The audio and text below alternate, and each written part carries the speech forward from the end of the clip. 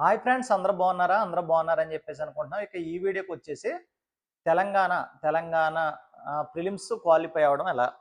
ఎందుకంటే ఇప్పుడు ప్రధానమైనటువంటి సమస్య ఏంటంటే ప్రిలిమ్స్ క్వాలిఫై అవ్వాలి. ఎందుకు ప్రిలిమ్స్ పై ఇంత బెంగ ఉందంటే మనకి నెగిటివ్ మార్క్సింగ్స్ ఉన్నాయి. నెగిటివ్ మార్కింగ్లు ఉండడం వల్ల చాలామందికి ప్రిలిమ్స్ ఎలా క్వాలిఫై అవ్వాలి అనేటువంటి భయం కూడా చాలామందికి ఉందన్నమాట. సో ఇప్పుడు నెగిటివ్ మార్కింగ్ అంటే ఎప్పుడు భయపడాలంటే మనం 1:1 నెగిటివ్ ఉన్నప్పుడు కానీ 1:2 నెగిటివ్ ఉన్నప్పుడు కానీ మనం భయపడాలి. కానీ మనకి ఇప్పుడు ఉన్న నెగిటివ్ మార్క్స్ ఎంత? 1:5 అంటే 5 తప్పులు చేస్తే ఒక మార్క్ పోతుంది. ఇటువంటిప్పుడు భయం ఎందుకు? మనకి చాలా ధైర్యంగా మనం ఎగ్జామ్ అనేది రాయాలన్నమాట. సో ఇప్పుడు మన టార్గెట్ పెట్టుకోవాలి. మన టార్గెట్ పెట్టుకోవాలంటే మనం క్వాలిఫై మార్క్స్ ఫస్ట్ చూసుకోవాలి. 200 మార్కులకి ప్రిలిమ్స్ ఎగ్జామ్ జరుగుతుంది. 200 క్వశ్చన్స్ ఉంటాయి. 3 అవర్స్ టైం అనేది ఉంటుంది అనమాట. ఒక్కొక్క బిట్కి ఒక్కొక్క నిమిషం పెట్టుకున్నాం 180 బిట్లే మనం చేయగలుగుతాం మ్యాక్సిమం. సో ఇప్పుడు ఓసీ లేదా ఈడబ్ల్యూఎస్ అభ్యర్థులు ఎవరైతే ఉన్నారో వీళ్ళ 200కి 30% అంటే 60 మార్క్స్ అనేది తెచ్చుకోవాలి. అదేవిధంగా బీసీ అభ్యర్థులు 25% అంటే ఒక 50 మార్కులు తెచ్చుకోవాలి. ఇక SC ST ex service mens 20% అంటే 40 మార్కులు తెచ్చుకోవాలి. అంటే ఓసీ అభ్యర్థులు 60 మార్కులు, బీసీ అభ్యర్థులు 50 మార్కులు, ఎస్సీ ఎస్టీలు ఒక 40 మార్కులు తెచ్చుకుంటే సరిపోతుంది అనమాట. అంటే 200 మార్కులకి మ్యాక్సిమం యావరేజ్గా చూసుకుంటే ఒక 60 మార్కులు తెచ్చుకుంటే మనం సరిపోతుంది. ఇంకా మనం భయపడటం ఎందుకు? ఒకసారి ఆలోచించండి.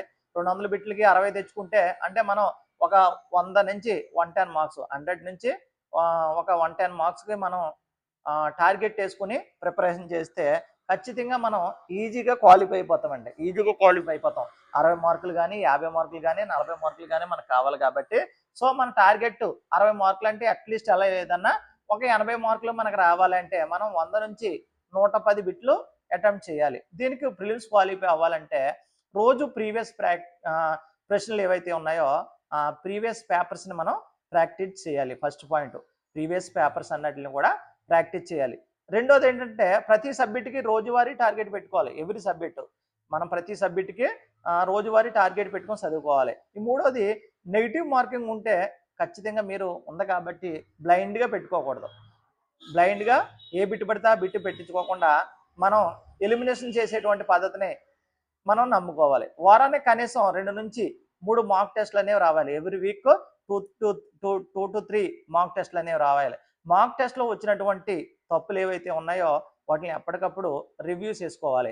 చివరి రోజుల్లో కొత్త టాపిక్స్ కంటే రివిజన్ మీద మాక్ టెస్ట్ల మీద ఎక్కువ మనం ఇంపార్టెన్స్ ఇవ్వాలన్నమాట. ఇంపార్టెన్స్ అనేది ఇవ్వాలి. ఈ విధంగా ప్రిపరేషన్ చేయాలి. స్ట్రాటజీ 100 నుంచి 110 మార్కులే మన స్ట్రాటజీ.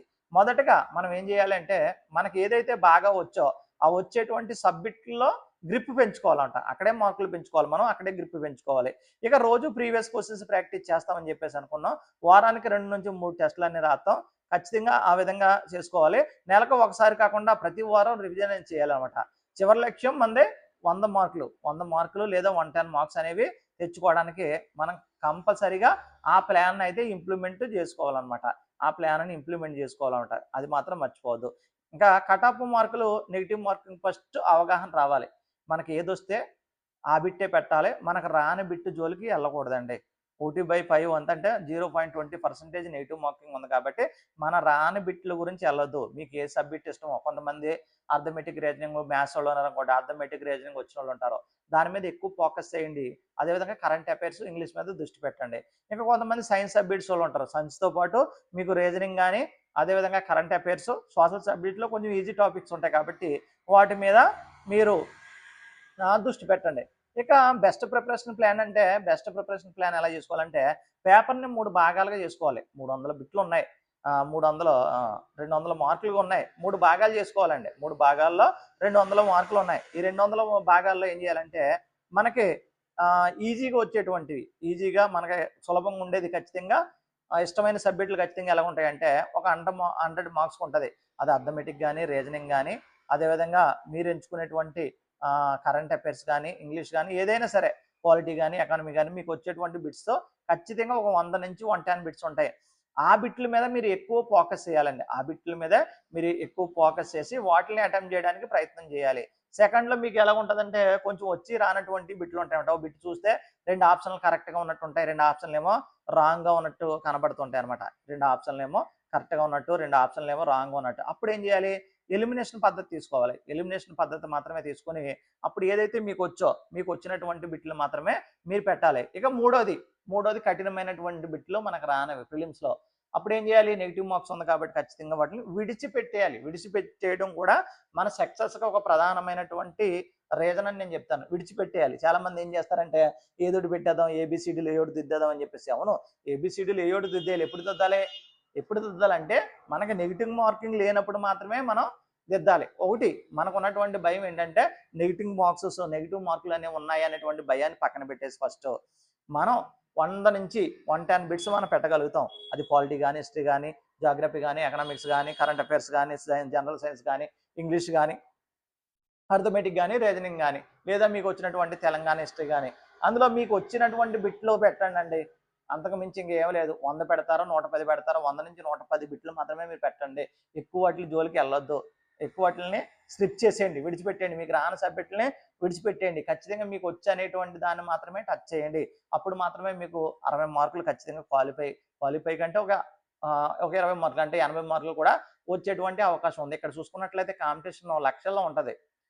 సుమారుగా కొన్ని లక్షల మంది, 7-8 లక్షల మంది లేదా 10 లక్షల మంది కూడా అప్లై చేసేటువంటి అవకాశం ఉంది. ఈ 10 లక్షల మందిని ఫిల్టర్ చేయాలి. ఈ 10 లక్షల మందికి ఈవెంట్స్ పెట్టాలంటే చాలా కష్టం. ఫిల్టర్ చేయాలంటే ఏం చేయాలి, నెగిటివ్ మార్క్సింగ్స్గా పెట్టాలి. సో ఆ విధంగా నెగిటివ్ మార్క్సింగ్స్ అనేవి పెట్టారు, 1/5 అనేది పెట్టారు. సో ఓసీ అభ్యర్థులు అనే వాళ్ళకి 60 మార్కులు వస్తే సరిపోతుంది, బీసీ అభ్యర్థులకి 50 మార్కులు వస్తే సరిపోతుంది, ఎస్సీ ఎస్టీలకి ఒక 40 మార్కులు వస్తే సరిపోతుంది. అంటే మనం ప్రిపరేషన్ ఎలా ఉండాలంటే ఒక 100 మార్కులు టార్గెట్ పెట్టుకుని కాక మనం ప్రిపరేషన్ చేయగలిగినప్పుడు మనకి ఏదైతే ఈజీ సబ్జెక్ట్, ఇప్పుడు నేను ఉన్నానండి, నాకు పాలిటీ చాలా ఈజీ. పాలిటీ సబ్జెక్ట్ చూసుకోవాలి, పాలిటీకి ఎన్ని మార్కులు వస్తాయి. హిస్టరీ చూసుకోవాలి, నేను సైన్స్ సోషల్ అని కాబట్టి ఏం చేయాలి, హిస్టరీ చూసుకోవాలి, జాగ్రఫీ, అదేవిధంగా ఎకనామిక్స్ చూసుకుంటాను. దాంతోపాటు కరెంట్ అఫైర్స్ అందరికీ ఒకటే. అదేవిధంగా రీజనింగ్ అందరికీ ఒకటే. అది మ్యాథ్స్ నాన్ మ్యాథ్స్ అని ఉండదు. సో వీటి మీద ఫోకస్ చేయాలి. అదేవిధంగా ఇంగ్లీష్ విషయానికి వస్తే నాకు వచ్చినటువంటి బిట్లు 10 బిట్లు మహా అయితే పెట్టుకుంటాను. ఆ విధంగా పెట్టుకోవడానికి ప్లాన్ చేయాలి. 100 నుంచి 110 మాత్రమే మీరు అటెంప్ట్ చేయండి. ఆ విధంగా ప్లాన్ చేసుకోండి. ఎటువంటి భయం లేకుండా మీరు అటెంప్ట్ చేయండి. ఏ ప్రశ్నకి ఒకటి దృష్టి పెట్టుకోవాలి.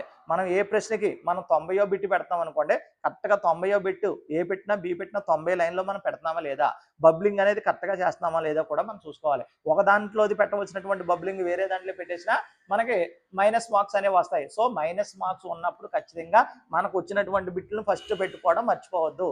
అది 200 బిట్లో ఉన్నా 150లో ఉన్నా ఎక్కడున్నా మీకు వచ్చినటువంటి సబ్జెక్టులు ఫస్ట్ సెలెక్ట్ చేసుకోండి.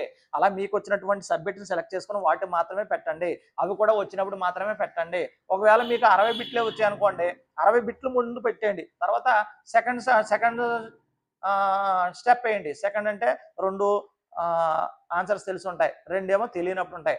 అప్పుడు ఎలిమినేషన్ పద్ధతి తీసుకుని ఒక 40 బిట్లు పెట్టండి. సో 100 నుంచి 110 బిట్లు మాత్రమే పెట్టండి. ఒక 90 బిట్లు స్క్రిప్ట్ చేసేయండి. మీకు రాని బిట్లన్నీ కూడా స్క్రిప్ట్ చేసేయండి. ఈజీగా ప్రిలిమ్స్ క్వాలిఫై అవుతారు.